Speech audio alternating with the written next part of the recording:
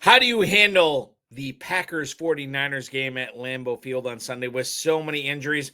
How do you deploy the Giants pass catchers with a brand new quarterback, with their existing quarterback now in free agency, and much more?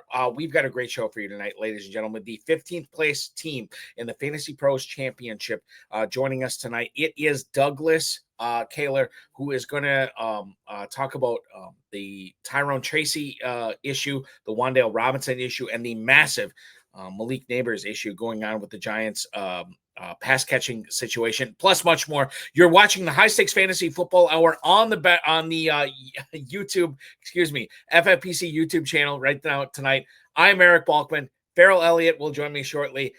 Stick around. Your High Stakes Fantasy Football Hour starts now. Can't stand the pressure. I've seen greater men than need a lesson. Broadcast live and heard around the world, you are now watching the most entertaining hour of radio on the planet. Welcome to the High Stakes Fantasy Football Hour presented by myffpc.com with your hosts Eric Balkman and Ferrell Elliott. The High Stakes Fantasy Football Hour is your home for analysis from the best players in the world. And now, because no one else was available, here are Eric Balkman and Ferrell Elliott. Solace in the scripture. Are we not all our father's sons? I became a man. Nobody ever told me what a man was.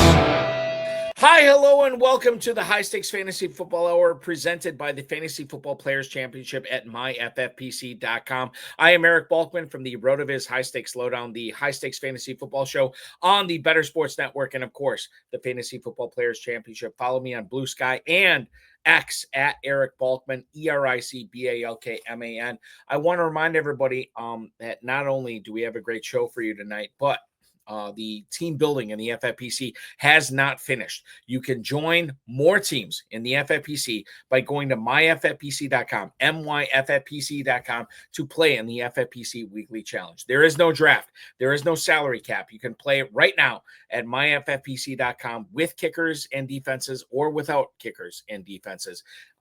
You can watch them ride throughout the weekend's games. You do not have to worry about drafts. You do not have to worry about salary caps. Just don't sign up for two players on the same team. If you want Jalen Hurts, you can't have A.J. Brown. If you want Bo Nix, you can't have Javonte Williams. If you want Patrick Mahomes, you cannot have Travis Kelce. Enter for as little as $35. Win up to $2,500 at myffpc.com. You can enter in the 10-team, 30-team, and 100-team challenges over at the FFPC Weekly Challenge, Week 12 Challenge, myffpc.com.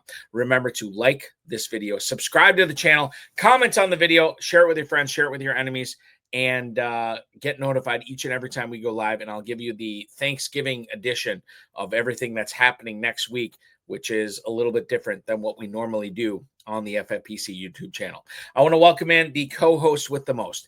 You know him from the Kentucky Fantasy Football State Championship. You know him from the Insta at jferrellelliott, from the Facebook at jferrellelliott. He is the definitive commissioner of fantasy football. Please welcome in Mr. Ferrell Elliott. Ferrell, welcome in tonight, man. Thanks so much for joining us hey, tonight. buddy. I'll join you anywhere, Balky. You know, if there's a foxhole, I need you in it with me. You know, already Michael Quinsell has said hello to Balky and the guys, which I believe are his fellow contributors in the message center. And, you know, after committing an on-air commitment from him last year, he can't backpedal, or last week, he cannot backpedal from that. He's here. It's written in stone. Oh, there's a late edition there. He came in and said hi. He said hi, but we got a bunch of people saying hi. We got Scott. We got all kinds of. We got Scott Christian. I'm gonna say hi to him right now. Good evening, Balky. Welcome to Week 12. I assume he doesn't even say hi to you anymore because it goes without saying. I talked to him this week. Yeah. There you go. Right, where's the pig? I got it right here. Oinker says hello. Mm-hmm. There you go. And he'll probably be making a second appearance tonight as well. And then Tom Smith, our resident Dolphins fan. Nice way to start Friday night. Talking football with Balky and Ferrell. Cheers, fellas. We appreciate that. I think that it never gets old, and especially this time of the year, Ferrell, depending upon how your teams are, depending upon how my teams are, doesn't really matter, because this is the time that you want to be playing fantasy football. This is the time you want to be locked into everything. We got KFFSC and FFPC playoffs coming up right now. This is a wonderful time to be a fantasy football fan. Oh, no kidding, man. This is the best time of the year. And I had such a dreadful weekend in week 11. I was so elevated for Thursday to get here. It gave me a bit of a feeling, that's what fantasy football is all about, getting as close to the game as you can. It gives me the greatest feeling of the players when they have a bad game, they just cannot wait to get to the next game. And that's exactly how I feel. How'd you enjoy last night, Balky? Wasn't that a trip? Yeah, no, I think the thing that was fun for me was, well, not fun, but the thing that was exciting for me is I had Joe Burrow on bye in a lot of KFFSC leagues, and I had to scramble. Not only, and we'll get into the Brock Purdy stuff in a little bit here, but I had to scramble to figure out, okay, am I starting Jameis Winston? Am I going to get Russell Wilson, on board for my KFFSC teams that have reached the playoffs in the KFFSC main event? What am I going to do here? And I had Winston going in one league, and as the night went on, I knew Winston was capable of turning up a good night. And he got the rushing touchdown. He threw the 2-point conversion to David Njoku. But I don't know. And we were talking about this before the show. When you get that snow and the December aspect of fantasy football going last night, I was charged up. And I loved watching the game last night, even though it wasn't the greatest for fantasy football. I had a lot of fun watching that game on Prime Video last night. It was great if you had Chubb. And that's what ticked me off is I had Chubb in a few leagues, but I benched him in most of my leagues, right? And we could I'll tell you what, let's lead off the show and talking about Nick Chubb tonight, because I was of the opinion, Ferrell, I had him in a few dynasty leagues, I had him in a few redraft leagues, but I knew what Nick Chubb was capable of going into the 2024 season. He outplayed what I thought he was capable of last night, and anything I get from him going forward is gravy. It was great seeing what Chubb was able to do. I just feel like we are in the twilight of Chubb's career, and I didn't feel bad benching him in the leagues I did, because I knew what was realistic for him over the last couple of weeks. And I was upset to a certain point last night, but I also knew that by and large, we are not going to see weeks like this from Nick Chubb going forward.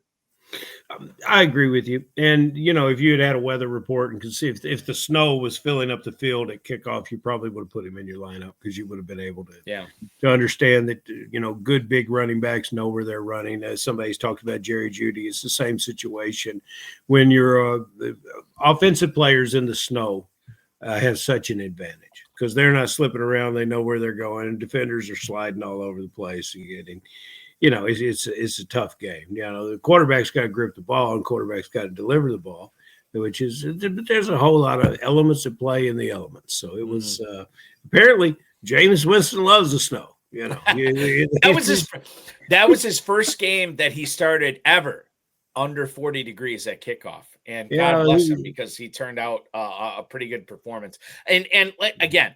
I didn't want to start Jameis Winston in my KFFSC leagues, but I had to in a few of them. I'm okay with it. I'm okay with what he performed with last night from a fantasy football. Like, the thing is, like, Ferrell, when you look at what happened last night, at halftime, you were thrilled with, okay, this is shaping up to be a Najee Harris game. This is shaping up to be a Nick Chubb game. And then by the end of the night, you're like, oh my God, Jameis Winston. Oh my God, David Njoku. And it was great to see what they did. However, I don't know. It's one of those games where I'm not going to get super upset. I'm not going to get super thrilled with the outcome. And if that's what I got from Jameis Winston, that's what I got from Jameis Winston. I'm not upset or super thrilled with it. Old friend and fantasy competitor John Anderson was there, as he is at every Brown game. I was going to say, he's a big Browns guy, right? He texted me, covered in snow, and it was the greatest moment of the year for John. Well, good on him. We have a bunch of stuff to get to tonight. By the way, if you have not signed up for the weekly challenge with the FFPC, go to myffpc.com and sign up for the weekly challenge. No draft, no salary cap. Choose 10 or 12 players if you want to play with kickers and defenses or without. You can watch them ride through the weekend's games. You just can't double up on players. If you want Patrick Mahomes, you can't have Travis Kelce. If you want Jalen Hurts, you can't have A.J. Brown. If you want Caleb Williams, you can't have Rome Odunze, that kind of thing. You can register for as little as $35, win up to $2,500 now at myffpc.com. 10, 30, or 100 team challenges going on right now. Remember to like, subscribe, comment, share, and get notified each and every time we go live. Ferrell, let's kick things off with Tampa Bay.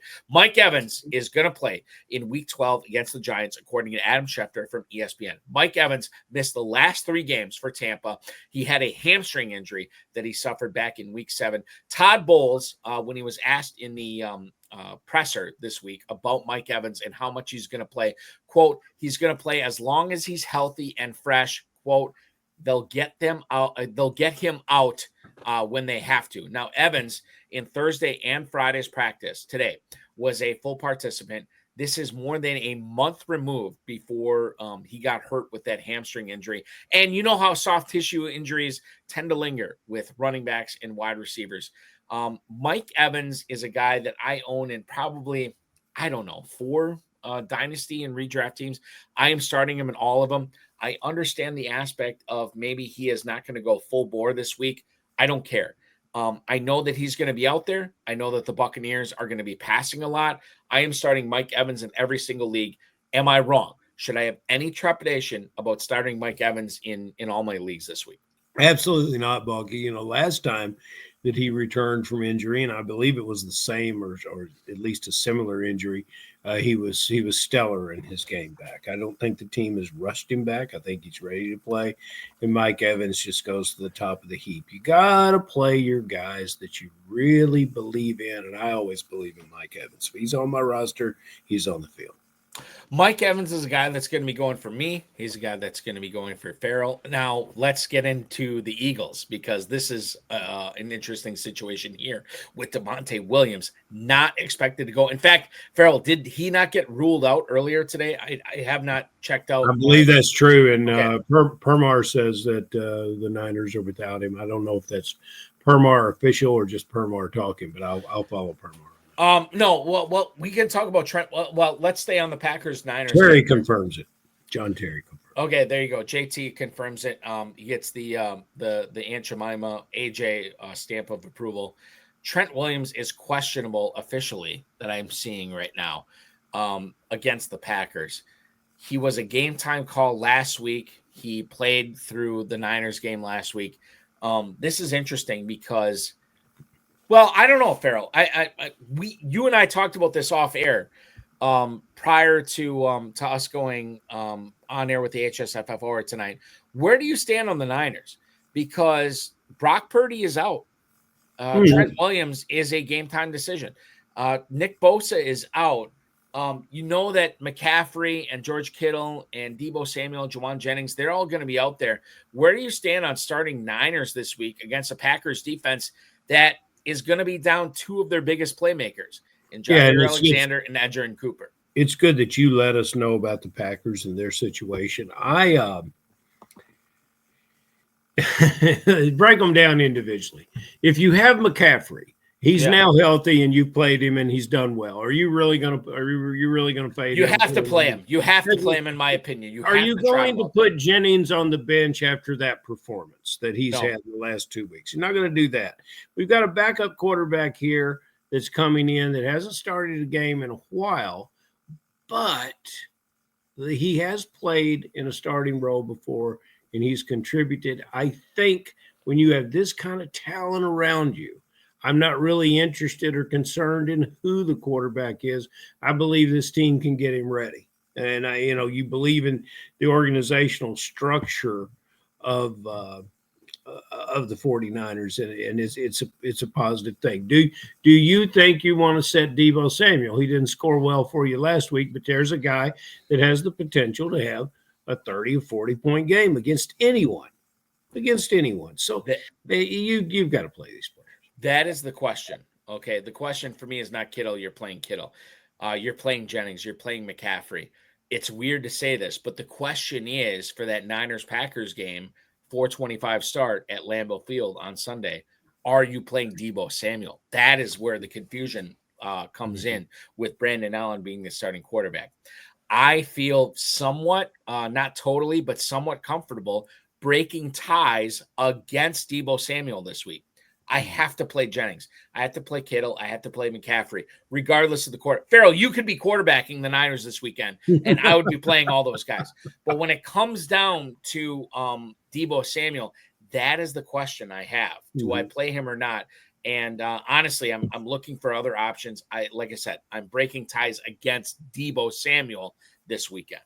And you may have, especially if you went heavy tight end in FFPC format, and with Kittle's situation, you might want to look aside from that. You may have receivers that stand to really have a great weekend that you can make a case for playing in front of Samuel. But you certainly don't want to get past a number one or very highly rated number two receiver to put Samuel on the bench. And, don't think long about it, because when you think wrong, think long, think wrong. That's what it is. Paralysis by analysis. Yeah. Wrong and long. And I don't want to make it seem like, Deebo Samuel is a must sit. I understand there's 6 teams on bye this week, and you're probably starting him in most of your leagues.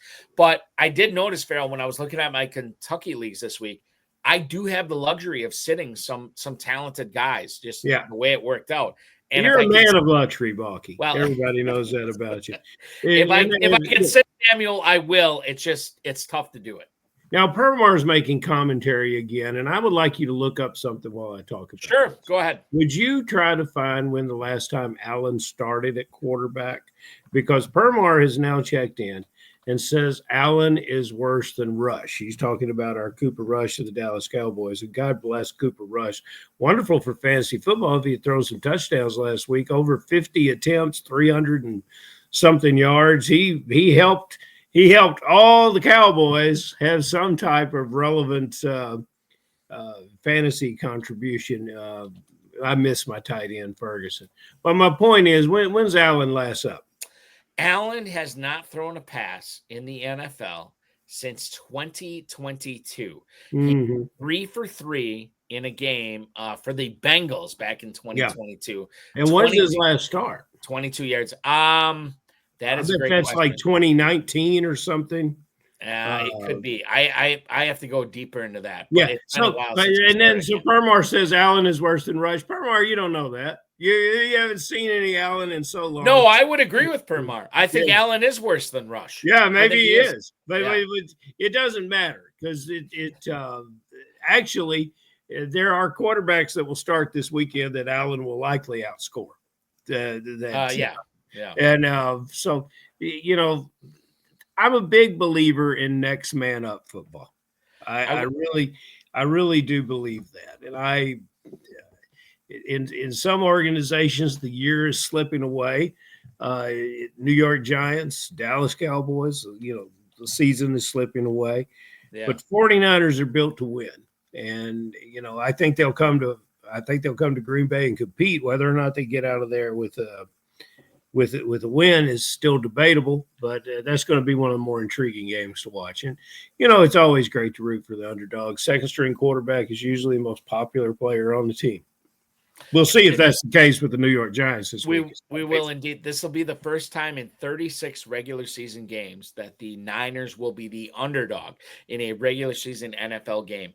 The Niners expected to be without, as we talked about, expected to be without Brock Purdy, maybe without Trent Williams, definitely without Nick Bosa as well. The Packers are expected to be without Jair Alexander and Edgerrin Cooper, two of their big time playmakers on the defense. So this opens the door for McCaffrey. It opens the door for Kittle. Will that door open up enough where the Niners can squeeze out a win with Brandon Allen? I'm not sure. And I would be reserved in my endorsement for anybody other than Jennings or McCaffrey on this offense this week. Kittle probably as well, because Kittle's going to be all right against this Packers defense. But after that, I don't expect anything. Let's go to Philadelphia. Devontae Smith has been ruled out, Ferrell, by the Eagles with a Wow. hamstring injury against the Rams on Sunday Night Football. Devontae Smith has been dealing with this hamstring injury for the last 2, 3, 4 weeks, something like that. He's been fantasy disaster definitely last 2 weeks. It's been tough. He's active, so you play him, but you've been underwhelmed. So now you have A.J. Brown. Now you have Dallas Goedert. Now you have Saquon Barkley. There's a lot to love about the Eagles offense this week outside of those three mainstays that I mentioned, Goedert, Barkley, A.J. Brown. Are you starting anybody on the Eagles? Is there anything like Jahan Dotson or any of these other receivers for the Eagles? Is there anything there with Devontae Smith out this week, Ferrell? No, I don't think so. I just think you double down on your premium players, and you also look to Goddard, who played very well as he returned last weekend. This is a team that's on a 6-game winning streak. They don't have to do much different to win, and they leaned last week on Barkley. Not only did he rush for 140 yards, he caught passes, one a very long one. I think Hurts is really close to double-digit touchdowns in the last 5 or 6 games. As my old pal Rich Bates says, "Fly, Eagles, fly." Here's an interesting one, and I know we're running late. I want to get to the lava lovers here in Doug in just a little bit, but confirming start from Permar 99, Tavian Sanders over Tucker Kraft. I know that the 49ers with Fred Warner do not give up a whole lot of yardage fantasy points with the tight end, but Ferrell, God, if I have Tucker Kraft on my team and I also have Jatavian Sanders, I know that my expectations are low with Tucker Kraft. I don't know if I am a strong enough man to still start Jatavian Sanders over Tucker Kraft this week. How do you fall in on this with Sanders taking on the Kansas City Chiefs in Week 12? Jatavian Sanders caught a touchdown pass on a broken play last week where he was wide open in the end zone. Good for him. He's a coming player. I think a good dynasty pickup. You told us more about Kraft than I ever thought would be right. And so I think that you are the expert on that, and I defer to you, and I will follow you in that situation. But yes, I was in a similar situation as I had to start Freiermuth last night, and this was one of his better efforts for the year. And I was very fortunate to get the 10 or 12 points out of him. So I think that's what you're looking for on a when you're challenged at tight end, and you would have to be pretty challenged to start Sanders. You love the athlete, So there's a chance. There's a chance in a chaser game against the Kansas City Chiefs that he could do something. I am a conservative Packers fan. I'm going to be at the game on Sunday, so I'm very excited. I'm very excited to see it. But I will say this. There has been times where I have underestimated what certain Packers pass catchers can do. Christian Watson, Romeo Doubs, Tucker Kraft, Dontavian Wicks, Jaden Reed, everybody. So I will reluctantly say that Tucker Kraft is still the start, even though tight ends against the Niners have been bad this year. I'm still going to play Tucker Kraft over Jatavian Sanders this week. Permar, listen, if there's one thing we know about Permar 99, he knows he's forgotten more about fantasy football than I will ever know. He's forgotten ever being wrong about anything. That's one of the things I love about him. Right. Hey. He thinks short memory. Short memory. That's what you got to have in fantasy football. I've invited him to come to Kentucky because when he does, we'll disabuse him of that notion that he's never been wrong on a regular 20-round activity. But he'll also do well wherever he plays. Michael Kinzel says, how much is Tommy Tremble going to cut into Jatavian Sanders targets? I don't know. I don't think any, Michael, because I don't think Sanders is ever targeted. I think he's the third. I think the tight end in this offense is the third or fourth option. Yeah. I don't think their numbers ever call. Yeah, and Tom Smith checking in too, our resident Dolphins fan. Kraft has many catches as I did last week, which is true. And quite frankly, he could have a bagel again this week. I don't know what's going to happen. I don't feel great about Tucker Kraft. I don't feel great about Jatavian Sanders this week. So I think I don't feel great about anybody second guessing Balky. Okay, well, thank you, Ferrell. I appreciate that. However, there's one guy you never want 2-second guess. No. And he is the guy that is that I want to bring up on the show tonight. He is a guy that after 11 weeks of play, heading into week 12 here with 6 teams on bye, it is a player that stands in 15th place overall in the Fantasy Pros Championship, a contest that will pay out a $1 million grand prize. You follow him on the X at Lava Lovers, LAVA Lovers, LAVA Lovers. Let's welcome him on the show tonight so he can dispense his knowledge on everything going on in week 12 in the FFPC. It is Douglas Kahn. Doug, welcome in tonight. Thanks so much for joining us. Thanks for that is having a me. Fantastic background tonight, Hey, you like man. that? Yeah, COVID, it's good. My wife did it. Yeah. I love it. Thank you know what it reminds me of? And Ferrell, I don't know if you ever watched this show. It reminds me of Lost, like that 1970s Dharma Initiative theme. Partridge Family. Right. Partridge Family. That's Right. better. That's better. I Yeah. like that too. It's straight out of Once Upon a Time in Hollywood. Oh, that's another good one. That's a another great good movie. one. Great. Hey, dude, I love your beard. Hold on. Does everyone just talk about your awesome beard?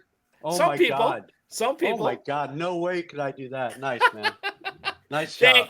Thank you, Doug. I appreciate that so Yeah. much. So I have so many questions before we get into Yeah. the fantasy football Yeah. portion of the show. Lava Lovers. Yeah. What does that come from? Because that's your My nickname. wife is a glass blower. Okay. And we went to Hawaii, and back in AOL, back then we did Lava Lovers. Oh, let's do Lava Lovers. And it just sort of stuck. And at Lava Lovers on X as well, right? Yes. Where we can follow you. Perfect. Yes. Okay. So you're heading into week 12 here, 15th place overall in the Fantasy Pros Championship. Yeah. What is it? I mean, I've been up there with the KFFSC before. But what is it like being that close to a $1 million grand prize in the Fantasy Pros Championship? I'm trying to be very casual about it and act like I've been there before, but it's nerve-wracking. I'm just trying to, I had to sub out Josh Allen last night, and I picked Wilson. I got 17.5. I'll take it. Yeah. I'll take it, so that kind of a thing. I'm like, I didn't start Tillman. I was psyched not to start Tillman. I had the Pittsburgh D, so I said no. There was and Ferrell, I brought this up to you before. Doug doesn't know this, but my kid is playing he's 11 years old. This is his first year playing fantasy football. And he was so jacked when I was making him breakfast this morning before I put him off to school, because he was going up against Cedric Tillman and Najee Harris in his league. He didn't have anybody going on Thursday night. And he said, Dad, how did we do? I said, we're looking good because Harris didn't do much and Tillman got a concussion early in the game. So we're looking good there. Did you send that kid to bed before the close of the game? I kept him up until the fourth quarter, Ferrell. And there's stuff going on with his mother last night, my wife there. And I kept him up as long as I could. And I could see him fading. I'm like, all right, son, you got to go to bed and we'll talk about this tomorrow. Oh, he was fading. He was fading. Unlike his father, he's not a late nighter. Well, and that's the thing, and Doug, you saw this last night. How cool was it to see on Thursday Night Football a normal game as it kicked off, and then we get into the second half, and it is flurries, it's snow, everywhere. It was so good, It was glorious, and the snow and the beards everywhere. And yes, it was great. Being a Northern California guy, I'm like, okay, I'm happy I'm not in that snow. Anyway. Well, so Northern California. So this is good. I want to ask you, when you're not hanging around the top of the Fantasy Pros Championship leaderboard, what are you doing in Northern California? I'm a sales rep. I drive around Northern California selling eyewear. Eyewear. I sell glasses. Yeah, it's really fun. I go to optometrists. It's really fun. So glasses. So I listen to, glasses, sunglasses, everything. Everything. Yeah. Okay. Both normal glasses and sunglasses, but mostly normal. It's fun. Yeah. Glass is important to this family. And with the advent of all the fashion frames, I bet you're having a boom for. It's a lot of fun. So I'm glad that you have the corrective vision properly, because you're going to need some to answer this question about the New York Giants.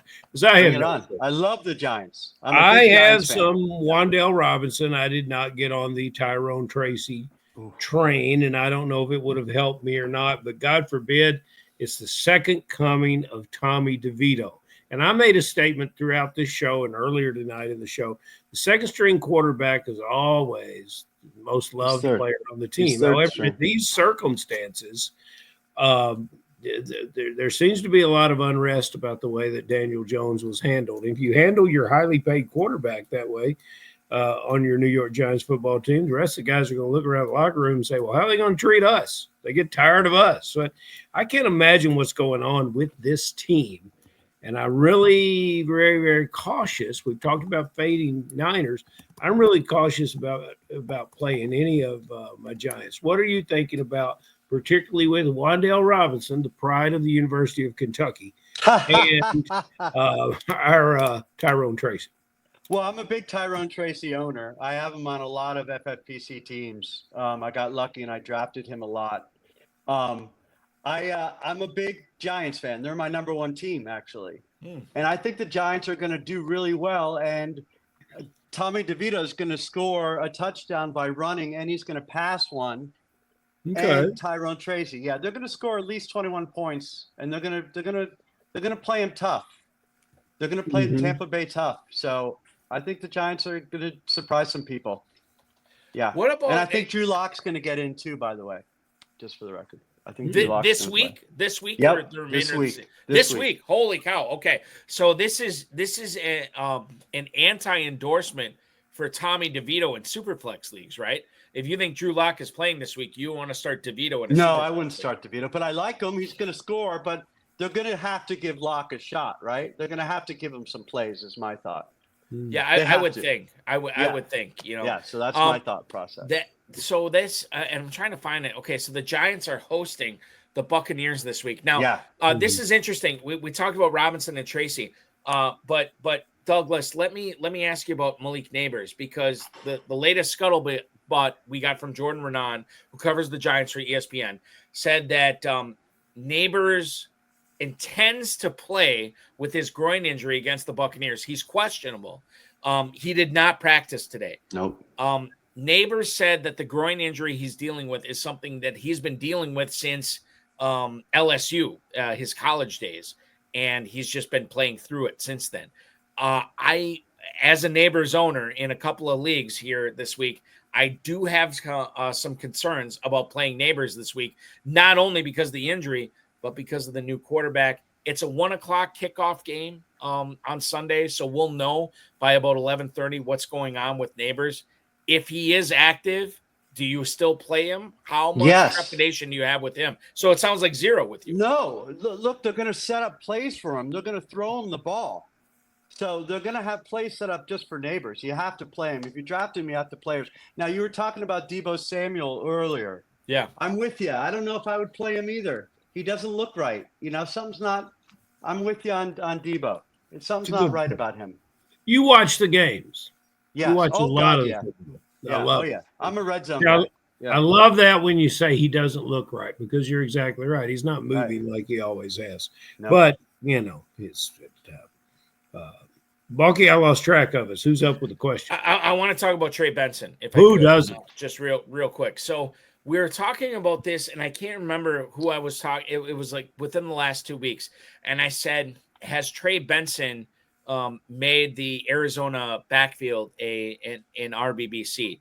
And whoever I was talking to, whatever high-stakes player I was talking to, said, yeah, unequivocally, it is an RBBC right now going on with the Cardinals backfield. So when we look at the Cardinals this week, bear in mind, Douglas, 6 teams on a bye, and we have seen Trey Benson infiltrate James Conner's touches, both rushing and receiving so far. How good of a start is Benson this week as the Cardinals travel north to take on the Seattle Seahawks on Sunday afternoon?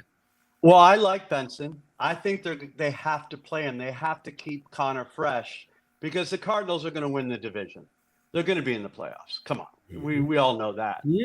So we don't know it. We might think it, but we don't know it yet. McBride, I wish I drafted McBride more. But getting Conner, they're gonna sit him a little, because Trey Benson's a young gun. He's got energy. I think they're going to keep playing him.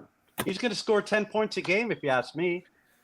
That's what even against Seattle this weekend too, right? Yeah, He's a double-digit guy. Going to be. I don't know what the over/under in that game is, but I assume it's in the high 40s? I'm looking it up right now. So Arizona and Seattle right now, 47.5. And I feel like that's come down. I feel like, and it's in Seattle, right? Because it was at 49. It was it's in Seattle. I think that total. I'm with you, Douglas. I think that total goes over this week. Yeah. Anyway, I like that. You know, who's the Balky? Yeah. Who's the actor that Douglas reminds you of? Do people come to you and tell you, they say, hey, you make me think of? I'm going to tell you this right now. One glance at Douglas. I think Philip Seymour Hoffman in Mission Impossible 3. Right? Philip Seymour. I was thinking somebody with a little more handsome profile. Thank you. One of the gangsters from that Nucky Thompson movie, but I can't put my Boardwalk Empire? Yeah. The series. So I get, but you know, also I can't put. I mean, Will Levis doesn't even remind me of the quarterback known as Will Levis. He looks like he's changed his motion. He looks like he's doing a lot of things different. But recently, for fantasy purposes, he's been generating a 20-point quarterback. We got 6 teams on bye. Do you think about making a sneaky spot start? Well, in most of the leagues that I'm in the FFPC, he's available. I can tell you this too, and before you answer, Douglas, I will tell you, Ferrell, I'll tell you this as well. I have Brock Purdy on a couple of teams where my only other quarterback is Joe Burrow, and I am going heavy on Will Levis on my KFFSC waivers on Saturday night to pick up Levis to start him this week, knowing that Purdy may or may not start against the Packers on Sunday afternoon, but it's a 4:25 start. I don't want to mess around with it. So Douglas, don't break Balky's bubble. This is another University of Kentucky product as well. So your thoughts, Will Levis? Will Levis, my thoughts is he's getting better the last 2 weeks. Like you said, he's been doing really well. He's got Ridley. The key to Will Levis to me is Pollard. Pollard's got to run. They got to set up play action. And that's the only way Levis is going to do well is Pollard. So Pollard's got to run for 75 yards, and then Levis will do well. Who would you start, Levis or DeVito?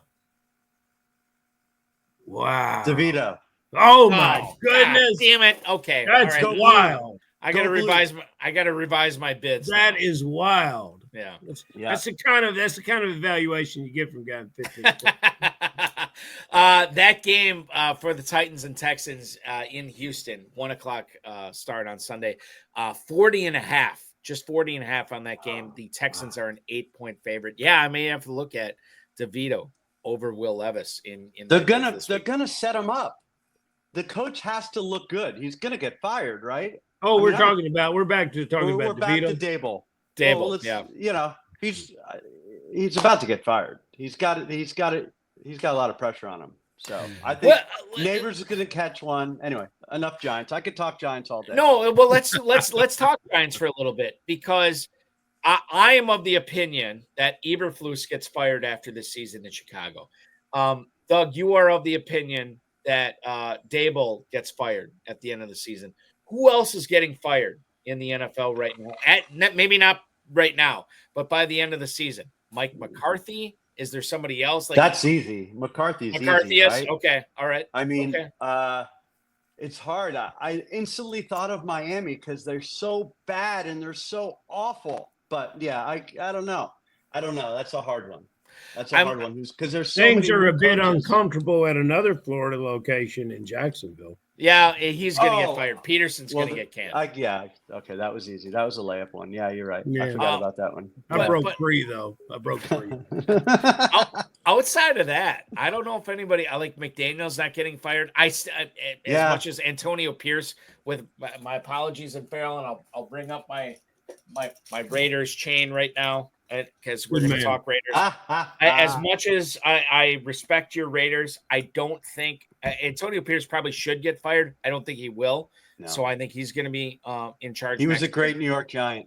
He was great linebacker. Great linebacker. Yeah, outside of that, I don't know, guys. I don't know if anybody else gets fired. I think Canales survives. Yeah. There's too many new ones. Yeah, Canales survives. I think who's the Colts? Steichen.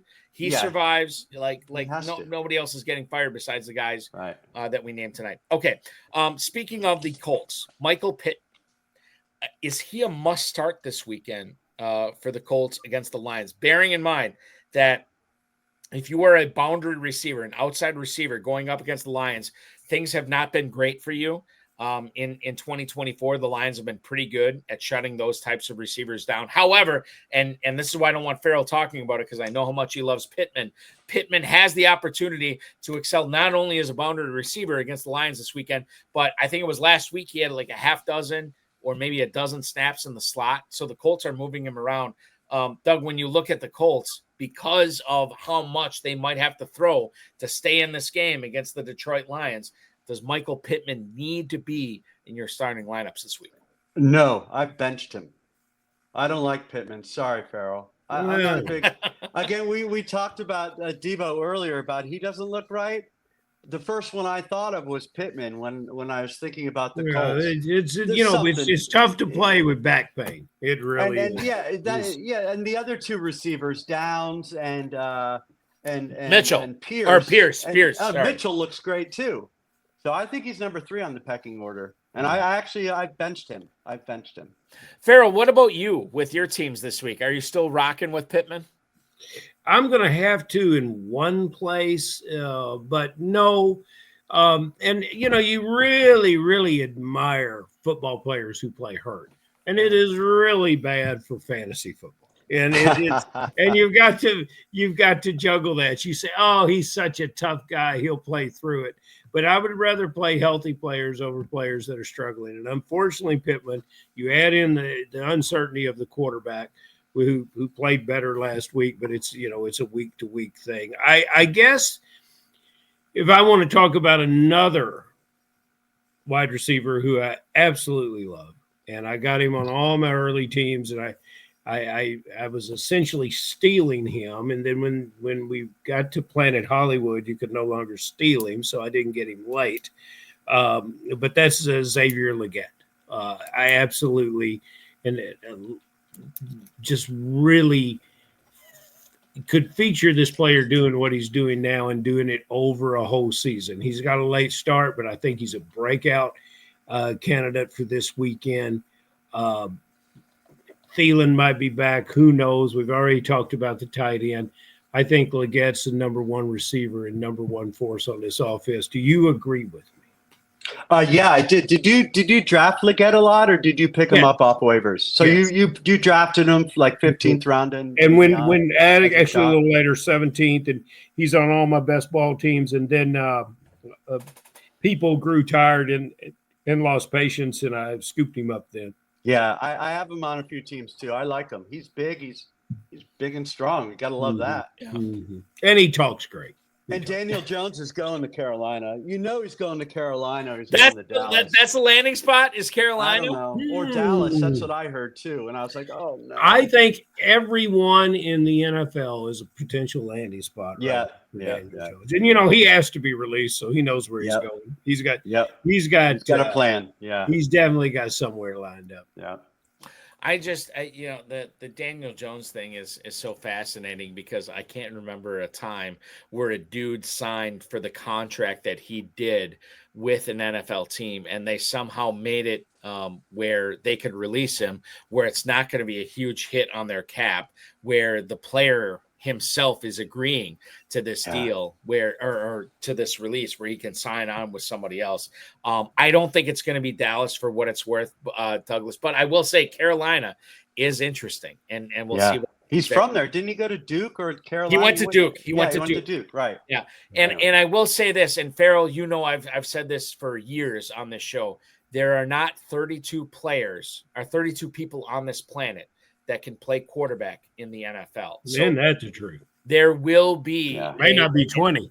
There may not be 20. There will be an avenue for Daniel Jones services as well. Okay, let's talk about this and keep it on the Carolina tip. So Jonathan Brooks, mother of God, he is going to make his debut this week, finally, after so many weeks. He tears his ACL in November last year for the University of Texas. He is the first running back drafted in the 2024 NFL draft. And now finally, he is going to make his debut as he has been taken off injured reserve. He's been activated. He's obviously going to affect Chuba Hubbard and his touches. I don't know how much. Like for me, and Douglas, I'll let you weigh in on this. I'm still playing Hubbard in all my leagues this week. But with Brooks, if you don't own Hubbard, if Brooks and you're struggling to find a guy, is Brooks a guy that could be flex worthy with your number 1 or number 2 flex in FFPC leagues this week, knowing his talent and knowing that he's finally going to get an opportunity to ply his wares with the Carolina Panthers in Week 12? Well, before I answer that, I have to say he was probably one of my worst draft picks. Oh, he's going to play Week 5 if you remember correctly. Right. Yeah. Oh, get Chuba, and then Week 5 he's going to play. Oh, I'm going to put him 4th on my running. What a bad draft pick he was. And now we have to wait till Week 12 for him to play. And I don't think he's a flex at all. I'm scared to play him. There's no way. You don't know what to expect. So I wouldn't play him at all. I have him and I'm not playing him. Douglas, is he cuttable? Is he cuttable? Oh, no. Like Blake Corum? Yeah. No, he's not cuttable. But Blake Not Corum cuttable. is. Okay. You Blake wouldn't Corum. want to cut him and then watch him go out and be the Jonathan Brooks Right. Right, you right. once That's what I thought he mean. was. That would Right. just add insult to Right. That's just I don't know if bad. you guys drafted Blake Corum, but remember No. in August. Okay. Oh, Okay, so Yeah, here's the thing. I want to get into this a little bit here because I did draft Blake Corum in a few redraft leagues. I have him in some dynasty leagues. I'm obviously not cutting him in dynasty yeah. leagues, You but can't. he has been. I've been on the fence with Corum in redraft leagues. You're telling me that Corum is cuttable right now, Douglas? Tell me why. He's not playing. But Don't what if think he looks Kyron? that good. What if Kyron Williams goes down? They've got that Rivers guy too, who they liked, who's Okay. small too. I know. So I this- don't like him either. This is what I want to get into. I'm disappointed in Corum. So, If yeah. Kyron Williams were to go down, you are of the opinion that Corum is not just this automatic start. I don't think so. Do you? Do you guys think so? I'm don't keeping think him so. on my roster because I think like he would be an Me automatic too. flex and at a I've minimum. cut him in the last couple of weeks. I've cut him. Okay. And All I've told my brother to cut him too. Like, that's what I've learned. I mean, When you the one tell I your upset- brother to cut him, yeah, you draw the bottom line under. you know what? That's Yeah. that's what we're learning about here from the Lava Lover. The actor Balky, and I may not be pronouncing it right. Bobby Cannavale. Bobby Cannavale. Yeah, that's the actor. Yeah. That's the guy. So Yeah. Lucky Cannavale. him. Lucky that guy. is So what I remember say. Yeah. Bobby Cannavale for two roles. Number one, he was in I shouldn't say two roles. The role that rings true with me was he was in the Marvel Cinematic Universe as oh God, he was the guy who married Jesus, Paul Rudd. He Paul didn't Rudd, marry Ant-Man. Jesus. Hold on. I'm gonna get this. Paul Rudd became Ant-Man, right? And Paul Rudd had his character in the Marvel Cinematic Universe had some run-ins with the law, and his ex-wife ended up marrying a cop who arrested Paul Rudd's character. That was Bobby Cannavale. So Wow. I see the Bobby Cannavale here. I wish I could throw up a photo here, and I can't. I don't have the ability to. But there is some Bobby Cannavale here with Douglas. The character's name was Jip, as I recall. And just like Jip, the Lava Lover, Douglas, he does not live in fear. And I don't think Kyron Williams. I think Kyron Williams might be indestructible. Now let me tell you, Denver Bronco running backs have not been indestructible. Although rising from the ashes was Javonte Williams a couple of weeks ago. Estimate if he gets enough work, and that's a big question mark with the head coach. And we all love the third down back, McLaughlin. So they come in and they play Las Vegas Sunday. If you've got Broncos running backs, you probably should start one of them against Las Vegas. Who's it going to be for you? It's easy. So I think Coach Payton's been around for a long time. Yeah. And he said, how do I motivate Javonte? How about I say the other guy's going to start? And look at what Javonte did last week. I sat Javonte listening to the darn coach, and I was wrong. I'm like, oh, my God, he outsmarted us. Javonte's going to have a big game. He's going to have a big game.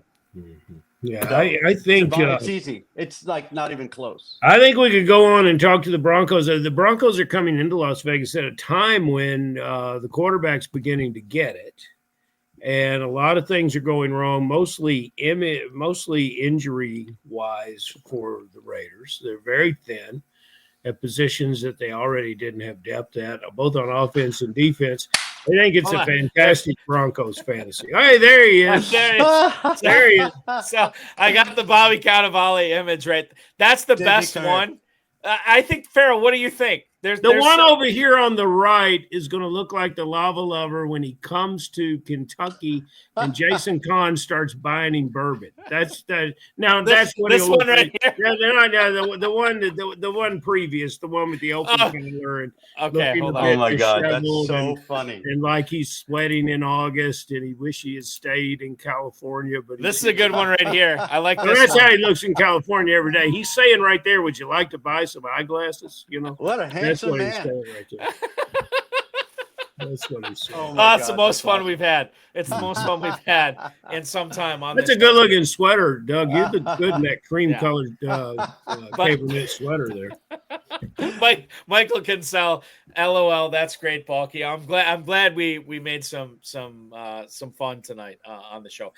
Ferrell, I am fresh out of emails here for Bobby Cannavale, aka Douglas Kahn. Let's go with your final question for the evening for Douglas. Boy, we had to scold our last week's guest because he gave who'd he give as a sleeper? Gibbs? Jameer Gibbs. I think that was it. Yeah. So I'm going to try to answer the question correctly, where a man of your intellect can respond in kind. There is a sleeper that exists out there. We've talked about some of them. As we get later in the year, it becomes more important to find that sleeper. That not everyone is going to start, but they should. And then you've already brought up a couple, but maybe you have more, of guys that you think you're going to pencil in every week, automatic starts, but you're not going to do it this weekend. All right, go. Okay, first, my sleeper, Noah Brown. He's catching the ball a lot for Washington. And McLaurin's not. So Noah Brown's my sleeper. The one who I'd sit, I've already said Debo. Debo's the guy who. No, we got to use somebody that you haven't mentioned in the show because we got to keep question number 10 fresh. It's very important. Okay. This is my whole reason for being on the show. Is this number 10? You've got to go. If you've already burned your guy, number 10, Douglas. Number 10. I shot my wad. God, another guy who's going to be disappointing. Lockett. Yeah. Lockett's another one. He's fallen off the. I don't know how to say that the right way, but he's not playing well this year either. He's actually available. I saw him available in the league, and I was shocked. You bring that up, and Ferrell, our mutual friend Dan Williamson, the host of the Fantasy Empire podcast and the Player Profiler podcast network, posted on X this week a guy who has had a tortuous love affair with Tyler Lockett for the last 10 years. He said that in his longest dynasty league, the league he's been in the longest, where he drafted Tyler Lockett as a rookie, for the first time, he released him in said dynasty league for the first time ever. And it was a painful thing for him. It was very painful. It was very painful because this is a guy who loved Tyler Lockett in dynasty, in best ball, in redraft leagues, and he finally cut him loose this week. And I'm kind of with him. That Seattle passing game, it's Metcalf, it's JSN, and that's it. There's nobody else. Nope. It was a lot of fun. Hey, could I say the best part about FFPC? I love the draft board. Please. I'm addicted to the draft boards and analyzing all my drafts now of what I did then. Like this team we're talking about now, I have another championship team too. That's I'm fighting for the playoffs right now this week. It's I'm there. I'm hoping I make it, and I'm hoping Goddard has a big game now that Devontae's not playing. So he should. Goddard. Yeah. Wouldn't you think he should? I mean, who's the other guy in Philly right now that's going to take on those targets? It's not Dotson. Right. AJ Brown maybe to a certain extent, Barkley to a certain extent, but I think Goddard is having a big week this week for It's sure. a big Yes. part of Me the too. plan. You know, I'm often disagreeing with Permar, and I never want to be disagreeable with our guest. I've been a really, really big Noah Brown fan over the years, but I have not. We talked about earlier in the show, we don't like the way certain players are looking. Yeah. I don't like the way Noah Brown's. I don't like his body language on the field. Quarterback throws to him and hits him in the ankle. You can't catch those. But it's just interesting how you feel and about some players. And who's Washington in the contest with this weekend, Ball? Dallas. They got the Cowboys. Yeah, they've got a few things wrong at Dallas. So that might be, and Noah Brown being a former Cowboy. I'm going to side with you, Douglas. I'm going to give the Noah Brown train one more trip. But I think Permar, who claims he's never wrong, just in this case, might be right. He might be. And I hope not. He's posting his reasoning here. But in regards to that, don't buy in, Balky. Don't go down that wormhole. Don't go down that road. Don't Okay, go down that wormhole. All right. I'm gonna leave it up there. The man does not need a publicist, Balky. Everybody can make their own decisions here. Everybody can make their own decisions with what Permar said, and everybody can make their own decisions over Douglas Kahn's 15th place team in the Fantasy Pros Championship to see how far it's going to go. Dude, this is exciting. And I didn't realize that, Balky. Douglas Kahn and Jason Kahn. Well, it's spelled differently. Well, it's spelled different. What do you think about that? I think there's a nice synergy there. And just another reason to get to Kentucky. Right, exactly. Yes. Douglas, listen, man, this was a lot of fun. Thank you, guys. I know it's exciting seeing your team up at the top of the leaderboard. We are rooting for you here. We're hoping you make a push. We're hoping you have a big week 12 here. And you never know. If you cash that $1 million in the Fantasy Pros Championship, we'll have you back on in about a month on this show for sure. And I'll take second too. I'll take second. Just for the record. I'll be all right. And I'll see, Ferrell's a talent agent. Maybe we can get both Douglas Kahn and Bobby Cannavale on the same program that evening. We'll see what happens. Be good, dude. Thank you so much for joining us. And good luck the rest of the way, man. Thank you. Thanks, guys. The lava lover himself, Douglas Kahn, chumming in on tonight here on the High Stakes Fantasy Football Hour with him having the 15th place overall team in the Fantasy Pros. I think all the listeners are lava lovers. I mean, I think there are certain guests we have on the show that ring true as everyman guests, and I think over the last month or maybe 3 months, 2 or 3 months, we've had a lot of everyman guests on here that a lot of people are very excited about rooting for, even if they're not in contention anymore in the FFPC or the KFFSC. But certainly Douglas is one of those guys we root for. You know why I didn't ever draft Blake Corum? Why is that? All the pros loved him. You know what's funny is and Ferrell, I don't know if we've ever talked about this, but I'm pretty sure you do not strike me as a 0 RB type of guy. Oh, no. Yeah.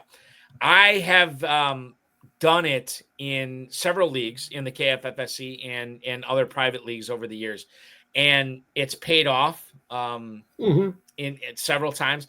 This year, it is not paying off whatsoever. If I could play in the KFFSC where you are mandated to start 3 receivers, right, I would lean a little bit more into that. And if there was ever a year to be 0 RB, it was this year. You could pick up guys like Najee Harris and Pollard, and you could go on the waiver wire and pick up the Kansas City running back. Who was it? Cleveland. Kareem Hunt. Are you talking about? Yeah, I keep trying to call him Lamar Hunt. That's not him. That's Kareem Hunt. Yeah. Right team. Right team, right family. But so, you kind of did, but no.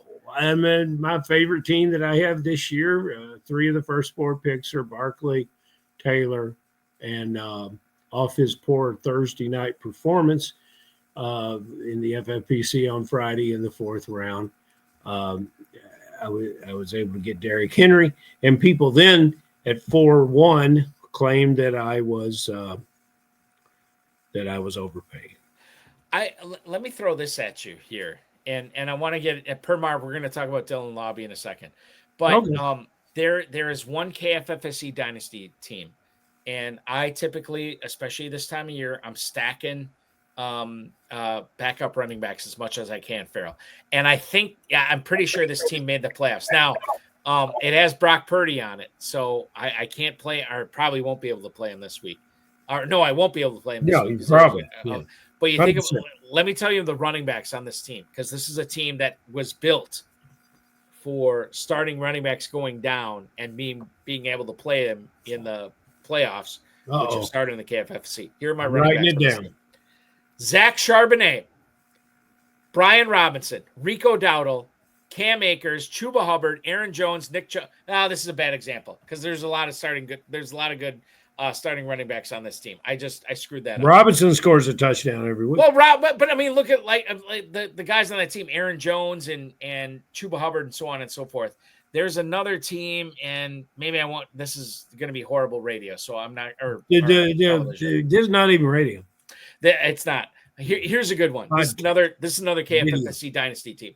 Javonte Williams, Jalen Warren, okay, whatever. But then on the bench, Cam Akers, Trey Sermon, Justice Hill, Damian Pierce, Jordan Mason, Emmanuel Wilson. Of all those guys here, Javonte Williams has sort of been a flex guy. Jalen Warren has been hurt most of the year. But then all these other guys, Akers, Aaron Jones has been healthy. Sermon, his time has passed. Justice Hill, you can't play him because Derrick Henry's been healthy all the year. Damian Pierce, same thing with Joe Mixon. Jordan Mason, he had his time, and now it's over with Christian McCaffrey back. I'm not cutting him. Emmanuel Wilson never had the time to develop because Josh Jacobs has been healthy this year. I think if we go and look at a lot of KFFSC and FFPC teams this year, there's a lot of people who went 0 RB that have been very disappointed because a lot of running backs, for whatever reason, have been healthy-ish enough where you haven't been able to deploy these running backs this year. Yeah, and handcuffs are a proven disaster waiting to happen as far as dependent upon your investment in them. Like, well, if you're I don't getting know right now. See, on those rounds that you drafted all those running backs, a man like you, Balky, could go in there and drafted a lot of the mixed position players who would be rising to the top right now. I tend to, and like my, obviously the way my redraft and my dynasty roster strategy changes between the two formats. But I do think, especially in the KFFSC, where you have to start 3 wide receivers, I want to be as elite as possible and then stumble into the RB2 that can carry me for a week. That just hasn't happened this year. It just has not happened at all. Let's go rapid fire on these emails tonight. God, where are they now? Let's see here. They're in the computer. Dan in Chicago, Anthony Richardson or Geno Smith this week. Richardson, who obviously came up with a big time week last week with the 2 rushing touchdowns. He gets in the end zone with a throwing touchdown. But Geno Smith, Ferrell, he beats the Niners this week, and he has a pretty good matchup this week. Geno Smith going up against the Arizona Cardinals at home. They can be had in the passing game. I don't know which way I'm leaning on this. You can flip back and forth with this one. If you have Geno Smith on your team, you're a Geno Smith fan. That's what you're going to do. You're going to start Geno Smith. Smith over Richardson for yeah, and if you had Richardson on this team, you drafted him in the 5th round, and you might think that, he rushed for 2 touchdowns last week, I've got to start him. But you've probably been burned a lot by having him. And if you've got Smith on the team, you believe in Smith. So, follow your beliefs. It's really a flip of the coin to me. But that running game at both places is strong, although Taylor had a difficult week last time out.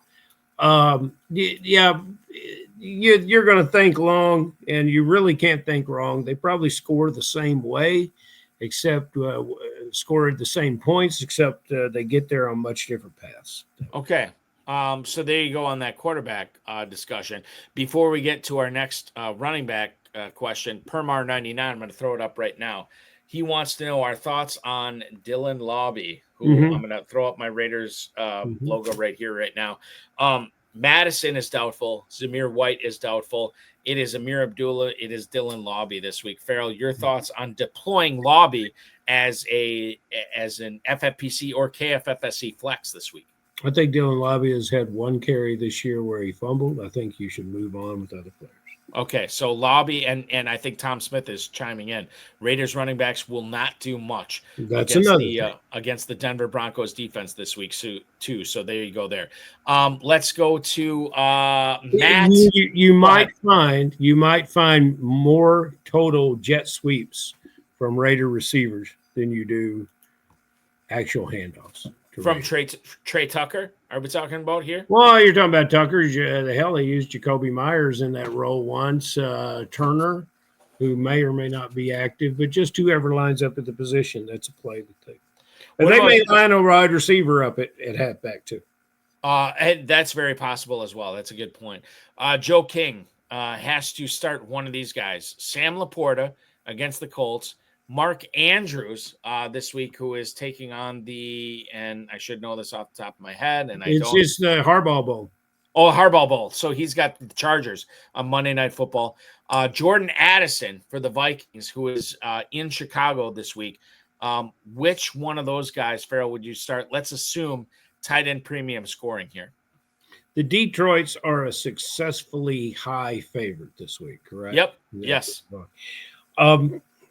I'm going to lean towards Laporta in our system because we have a quarterback last week that was not touched and is in perfect health. They never sacked him. He threw the ball 40-something times, all those yards, never sacked him. I like every Detroit lines, and I'm not going to draw the line and leave Laporta out of it, so I'm going to go Laporta. Yeah, I think Laporta is interesting because Mark Andrews is dealing with the resurgence of Isaiah Likely, and you have Deontay Johnson another week ingratiated into that Baltimore Ravens offense. So I think there's a lot to just fade there with Andrews. And then Addison is a guy like, who knows what the Vikings offense is capable of, and maybe it's an Aaron Jones week. It's tough to beat the Bears through the air, but you can beat them on the ground. So it could be an Aaron Jones, Cam Akers this week. A Cam Akers, Aaron Jones week this week for the Vikings against the Bears. So I am with you. I think it's Laporta here. That's the guy you deploy. Okay, let's do another question here from Rich on YouTube. Calvin Ridley, Rome Odunze, Tucker Kraft, Keenan Allen possibly hurt Friday too. Yeah, Keenan Allen is not really entering my view as far as playing him this week as a starter. Ridley, Odunze, Kraft. I'm benching Tucker Kraft. The even tight end premium scoring. Tight ends have not had a good run in going against the San Francisco defense over the course of the season with Fred Warner. So I'm benching Kraft. It comes down to Ridley or Odunze. I'm going to lean Ridley here, Ferrell, over Odunze. It's understandable why you would. Ridley's the clear number one receiver in that offense now, and Levis is coming off a better game. And Ridley has just been peppered with high-quality targets. And he's a veteran receiver that knows how to get open. Odunze, part of the reason the last OC got fired is he couldn't get the ball to Odunze. So that's part of the Bears' plans. But I don't think it's enough to overcome Ridley in the type of game that Tennessee is going to have to play to stay in some type of contention and to chase the Texans. I'm going to be playing Levis in at least 2, maybe 3 leagues, so take it with a grain of salt when I say Ridley here over Odunze, because I'm hoping that it's Ridley just for my Levis shares, but that's the way I stand on it. And Rich says Ridley is in his lineup. There's a lot of hopium on this show tonight. A lot of hopium, a lot of copium, a lot of hopium. And let's go to Matt in Dayville, Oregon. Rico Dowdle or Rashad White in his lineup this week. Now, Rashad White, technically still the lead guy, maybe not the lead guy with Tampa, but they are in New York against a team in the Giants who can be had rushing the football. So I do like Rashad White. However, this week when you look at Rico Dowdle, a guy that is in a situation where he is a 10.5-point underdog in our nation's capital, but he catches passes, Ferrell, for the Cowboys, and Cooper Rush could be checking down to him. When you compare Dowdle this week to Rashad White, where would you land in on this? I'm going with Rashad White because in this situation, I want to go with the better team and the better players. Dowdle is promising, but I want to count on a running back that's going to get points carrying the ball and not catching the ball. And I think fantasy players are leaning that way too. Not particularly about these two guys, but if we wanted to get pass catchers and put them in the lineups, Pollard would have been drafted higher. Austin Eckler would have been drafted higher. A lot of these guys would have gone in the draft. I think that what we want to do here is side with White. It's you could be wrong, but you've won more with White than you have on a backup, potentially third string running back. And if you notice Dallas play last week, where we already talked about the quarterback hit 350 yards, some of those passes actually went to Ezekiel Elliott out of the backfield. That's true. It's a great point. And like, let's put that aside for now. Ferrell, in questions like this, where they are so close, 95% of the time, I always lean towards the better offense. And unequivocally, the better offense right now is Tampa over Dallas, which is why I'd be playing White over Dowdle. As weird as that is, or maybe it's not that weird, but I'm playing White over Dowdle. Let's focus on the receivers here for this next one. It comes from, let's see, John, Winchester, Illinois. He wants to know Romeo Doubs or Xavier Worthy. Romeo Doubs this week at home against the San Francisco 49ers. And then you have Xavier Worthy, who is going up against the Carolina Panthers on the road. It gives me pause, Ferrell, anytime I see a team that is trying to manufacture touches for a player that is just not really involved in the team or involved in the offense. Now, I want to expand on this. There are certain players who obviously have big roles on their teams, and you will see those offensive coordinators, those quarterbacks manufacturing touches for those players. Yeah. I am hesitant to play a playmaker on the teams where he is not normally making plays, where they're just manufacturing plays just to get him involved. I don't like that. If he's already involved and you're trying to exploit that more, great. But if he's not involved at all and you're trying to get him involved any which way you can, I want to see more. And that's why I am playing Doubs over Worthy this week. Doubs, a guy that seemingly is involved each and every week for the Packers, doesn't always make the big plays, but the Packers always seeming to trying to get him involved. Xavier Worthy for the Chiefs, it's like 1 out of every 3 or 4 weeks where the Chiefs make a concerted effort to try to get him involved. I think this is where they go 2 games in a row, Worthy with a touchdown and 64 yards catching.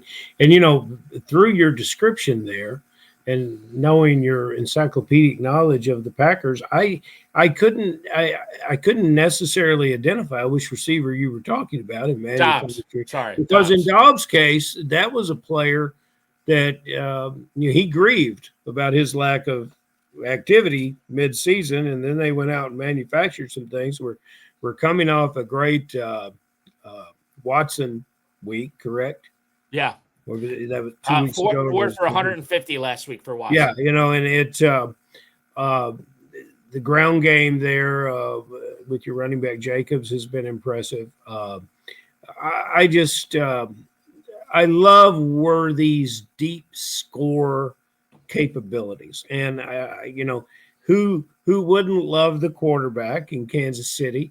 And I think he's looking for some games that he can actually air out and kind of cut it loose, and this may be that week. So I'm going to lean Worthy, but Dobbs so well, and the Packers so well, that gives me hesitancy, but I'm still I'm going to go down with playing my Chiefs.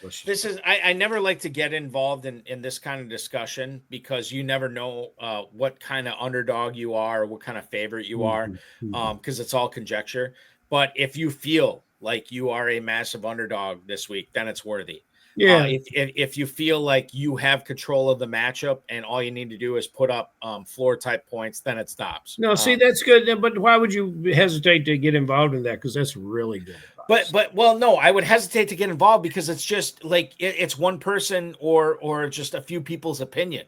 It's tough to try to figure out how, when you look at That's a why 10-team. that's why we get to do the show, Balky. I get that. You're willing to answer the tough questions. But we are not willing to answer the questions for people who have to look at all 10 players of their lineup. We are not going to analyze 10 players in a lineup and say whether you are a favorite or an underdog in your lineup. You have to kind of figure that out yourself. I see what you're saying. And once you have a good handle on that, as much as you can, we offer our advice. Worthy is the ceiling player, Dobbs is the floor player in this. Michael Kenzel here, Ferrell. Noah Brown or Devon Vele in his flex in the FFPC this week. We talked about Noah Brown earlier. I would lean towards Devon Vele, but I understand the Noah Brown love here if he wants to go that way. A lot of Noah Brown going around tonight. I'm going that youth must be served this late in the season. I love the physicality of Vele. He's going up against Raiders that have smaller players in the secondary and inexperienced players in the secondary. I like Vele this week. Yeah, there you go. So Vele for both of us. Ray C on YouTube. Rashad White or Quentin Johnston in his flex. Full PPR here.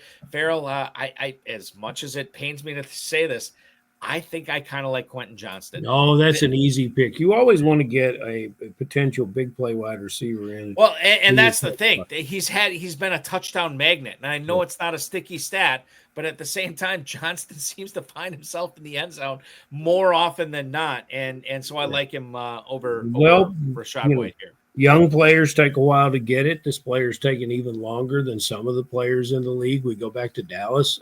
We go back to Tennessee, and we talk about Westbrook Akini. He's been a touchdown magnet. We talk about Vele just had a good game. We have a wonderful situation with Johnson in that the entire league views this as one of the most premium receivers in the league. Vele was a free agent, I think. He was. Westbrook Akini was a later round draft pick. This is one of the premium players in all of the draft from 2 years ago, who's finally getting it with a quarterback who is now healthy and an offense that all of a sudden enjoys throwing the ball as much as they do running the ball. And you know what? Baltimore, last time they were in a primetime game, they didn't really defend the pass very well. Put Quentin Johnston in your lineup. And quite frankly, it wasn't even just prime time. Like Baltimore has had a difficult time defending the pass at 1:00 on Sunday afternoons and 4:25 Sunday afternoons. I'm with you. I think Johnston's the play here. How about this one from Diane Pisciotti? Rico Dowdle, Isaiah Likely, or Westbrook Akine here. This is a tough one. Tight end premium, I would say Likely. Non-tight end premium, full PPR, I think it's Dowdle, and half PPR and non-PPR, I think it's Dowdle. So I would rank them a tight end premium, Likely, Dowdle, Westbrook Akine. Farrell, how would you rank those guys? Likely, Westbrook Akine, Dowdle, Likely in the FFPC. Yeah, Likely. Okay, there you go. Final one we have tonight. It's a tight end question here, and let's see. It is Dallas Goedert, right? Dallas Goedert or Sam Laporta is the question facing one Daryl in let's see, where is he at? Daryl is in Rocky Mount, North Carolina. So where do you see his lineup going this week? Would you play Dallas Goedert at the Rams on Sunday Night Football, or would you rather play Sam Laporta, who is going up against the Colts in Indianapolis on Sunday afternoon? I'm going Dallas Goedert against the Rams due to the fact that Smith is out. Yep. Due to the fact that the Rams have been very successful offensively lately, and the success that they've had is similar to what's been going on in Detroit. And nobody sacked Stafford last week either. The offensive line is playing very, very well. I expect big points, so Philly's going to have to answer that. They're probably going to try to keep the ball away from the Rams a bit, which would suggest that Barkley and Goddard are heavily involved. So that's why I'm going to go there. Yeah, and Ferrell, that is a very detailed explanation, and I'm with you on all of that. If you want to do the TLDR version of this, Devontae Smith is out. Dallas Goedert should be sopping up a lot of those targets, a lot of those receptions. So I think he is the preferred option. Even as good as the Detroit offense has been, it's very, very difficult to pinpoint which week each of these guys is going to go off. Monra St. Brown, what is it? 8 straight games with a touchdown reception. Yeah, you can count on him. But Laporta, Jameson Williams, Jahmyr Gibbs, David Montgomery, all these other guys, I don't know when it's going to happen. There is a golden opportunity for Goddard to make it happen on Sunday Night Football against the Rams, and that's why I pick him over Sam Laporta. There is nobody I would pick over my co-host, Ferrell Elliott, to host this show each and every Friday night. Ferrell Elliott, the co-host with the most, the boss of the Kentucky Fantasy Football State Championship. Ferrell, I didn't bring this up with you. Are you good with doing a Black Friday show 1 week from today, the day after Thanksgiving? What time's kickoff? There is a 3:00 game, so it will be. I think it's 3:00 Eastern that day between the Raiders and Chiefs. I want to say. So it will be done by the time we go live at 10 p.m. Eastern. If 10 p.m. is our kickoff, then I'm all good for it. You know, we've never gone this late, Balky. I've got a phone date with a girl in L.A.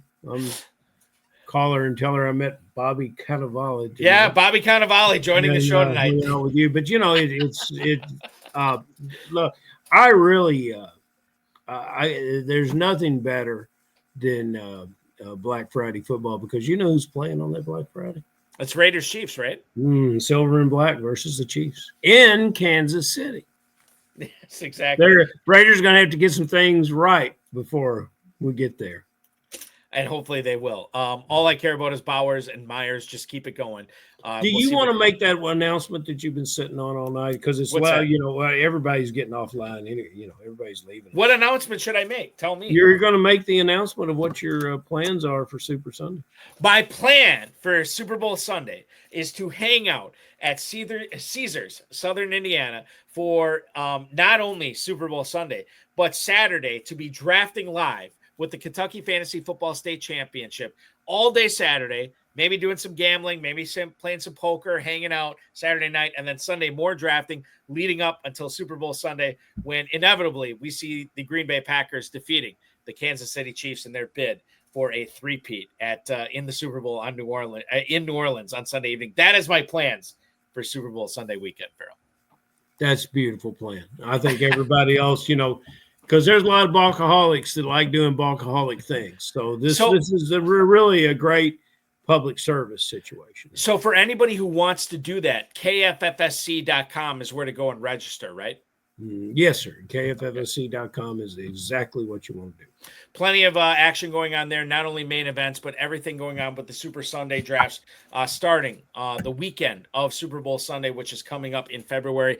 KFFSC.com. Check it out. Ferrell Elliott joining me on the show tonight. Ferrell, thank you so much. Let's do this again a week from today, after the Raiders and Chiefs have had their way with each other, and we'll have another game to break down that evening. Thank you, sir. That is Ferrell Elliott, ladies and gentlemen. My co-host tonight on the High Stakes Fantasy Football Hour. KFFSC.com is where to go to register and sign up for the Kentucky Fantasy Football State Championship drafts going on as early as Super Bowl weekend. This upcoming, what is it? We're about 2 months away. Not even 2 months away, right? A little over 2 months away from that, which I can tell you, for all the Super Sunday drafts that are open, they are already more than 1/3 full. KFFSC.com is where to register for those. Wow, what a show tonight. Holy cow, we're going to get to like 90 minutes tonight, and I do apologize. I want to thank all our guests here tonight. Doug Kahn, who came on the show tonight, Ferrell Elliott, the FFPC, Rob Bryce, and of course, each and every one of you for hopping aboard. We will be back next Friday at 10 p.m. Eastern time. Bear in mind that we will have 3 Thanksgiving Day games to break down. I'll be at the Packers-Dolphins game, so I'll have a big time sideline view or whatever, but in the stands view of that game. I'm going to the next 2 Packers games. So Sunday afternoon, Packers Niners, I'll be there. Thursday night, Thanksgiving night, I'll be there for Dolphins Packers as well, which is, I'll just share this right now. My son, who is 11 years old, this will be his 3rd Packers game, and his first 3 Packers games were Christmas Day, New Year's Day, and now Thanksgiving night. So something pretty cool that I'm sure he'll be able to share with his kids someday. I'm very excited to spend Thanksgiving night watching the Packers and Dolphins with him. We will be back next Friday at 10 p.m. Eastern time. In case you missed the RotoViz High Stakes Lowdown with 13-time FFPC League Champion Harley Copen, you can watch that on all the FFPC socials, YouTube, Facebook, X. Right now, the Lowdown will return Tuesday night at 10 p.m. Eastern time, the Tuesday before Thanksgiving. We're still doing a show that day. And you can watch last night's High Stakes Fantasy Football show on the Better Sports Network with Establish the Runs John Daigle. A lot of good stuff from him last night. Watch that on the Better Sports Network, bettersportsnetwork.com, betternetwork.com, all their socials, as well as all of the FFPC socials as well. We will be back on the High Stakes Fantasy Football show, this coming Tuesday, 7 p.m. Eastern time. Football guys, Dave Kluge will join me for a full 2 hours. We are going to break down all the Thanksgiving Day games as well as the Black Friday game and much more as you get set for the FFPC playoffs. Play the FFPC Weekly Challenge. No draft, no salary cap. Just choose 10 or 12 players if you want to play with kickers and defenses. Over at myffpc.com, watch them ride throughout the weekend's games. 1 player per NFL team. You can't double up.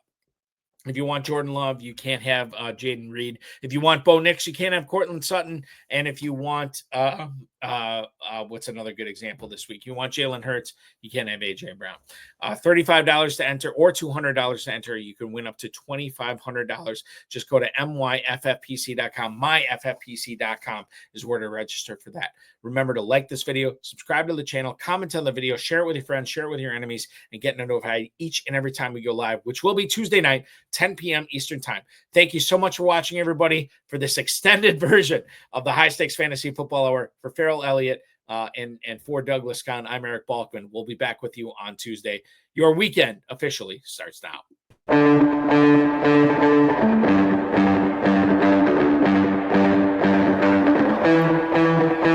This has been another episode of the High Stakes Fantasy Football Hour presented by myffpc.com. It was broadcast live and was watched around the world. Balky and Ferrell will be back next week with more analysis, more interviews, and more advice from guests much smarter than they are. Thanks for watching, and we'll talk with you again next week. I think I mentioned this on the show. Maybe if I didn't, I do apologize for that. We have 6 teams on bye this week. And I know if your team is middle of the way and maybe not in contention, or maybe it's going to take a lot of breaks to fall your way to make the playoffs, don't anger the fantasy gods. Make sure you are submitting a full lineup this week. Quarterback, 2 running backs, 2 receivers, tight end, 2 flexes, kicker, and defense. You never know when this could pay off down the road, where you are going up against somebody, or maybe you need somebody else to submit a full lineup where they're not giving up on the season and try to eliminate somebody that you need eliminated from the playoffs. It's all about keeping the fantasy gods happy. So make sure you are submitting a full fantasy lineup. Make sure that you have all your bases covered in case of injuries that would disrupt you from doing that this upcoming week. The waiver wire run will go on at 10 a.m. Eastern time on Sunday morning. There's still plenty of time to get your roster changes in. Please do so. Public service announcement from Balky. Good luck. Hopefully the ball bounces your way. And you never know. Maybe this will be the decision that carries you on to $1 million grand prize in both the Fantasy Pros Championship and the FFPC Main Event. Be good, everybody. Thank you so much for watching. We'll talk with you again on Tuesday night.